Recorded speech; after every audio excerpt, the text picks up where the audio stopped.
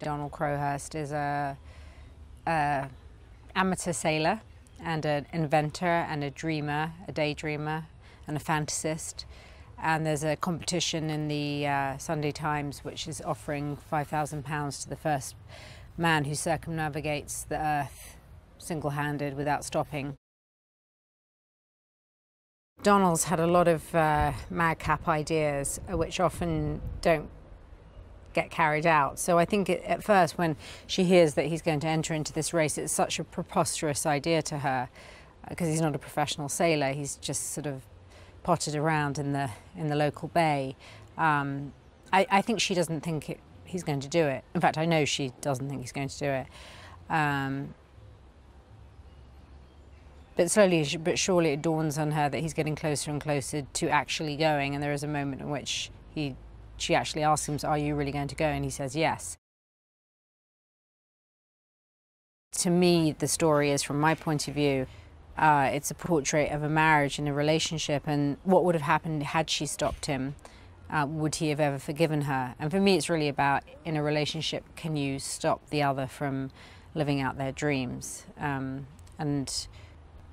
I guess I would say, no, you can't. It's not a good idea to do that. You have to let the other live their dreams. I mean, in this case, it turns out to be tragic. Claire Crowhurst has said in interviews that she felt like, retrospectively, she should have stopped him. But I think in the moment, she didn't feel like she had the right to. I think she was in an impossible situation. If she had stopped him, he might not have forgiven her. But the fact that she didn't stop him led to his demise. So it's a tough spot. I think great documentary filmmakers allow people to become very relaxed in front of a camera and reveal themselves. And in a sense, I think he does that.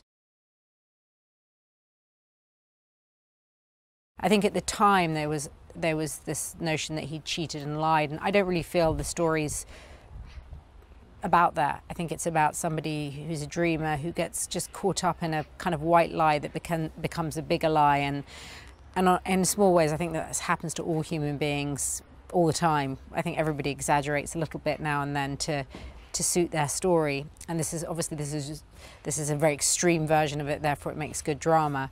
But I think he's immensely human and relatable. I actually think that this story is a very loving portrait of him and his ambitions and his pursuit. And I think there's a kind of Donald Crowhurst in all of us, that we all dream of some kind of glory. La vita merita di essere vissuta. La domanda diventa: fino a che punto sei disposto a spingerti per darle un senso?